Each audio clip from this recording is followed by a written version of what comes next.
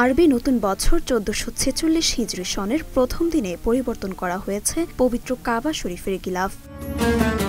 King Abdul Aziz Complex for কিসওয়ার ১৫৯ জনের একটি দল কালো রঙের নতুন গিলাফটি তৈরি করেন। কাবা ভিত্তিক ওয়েবসাইট ইনসাইড দ্য হারামাইন রোববার এই মহাযজ্ঞের একটি ভিডিও প্রকাশ করেছে।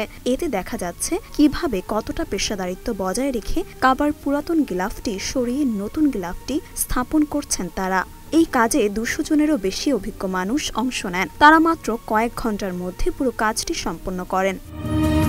সংবাদ মাধ্যম গালফ নিউজ জানিয়েছে, নতুন গিলাফটিতে ব্যবহার করা হয়েছে ১২০ কেজি সোনা, ১০০ কেজি রূপা এবং ১০০০ কেজি সিল্ক। গিলাফের একটি অংশের ওজন ১৩৫০ গ্রাম, আর এগুলোর উচ্চতা ১৪ মিটার লম্বা। গিলাফটির মোট ৪টি অংশ রয়েছে। এছাড়া কাবার দরজার জন্য আলাদা একটি পর্দা তৈরি করা হয়। মরিয়ম মিম, ঢাকা পোস্ট।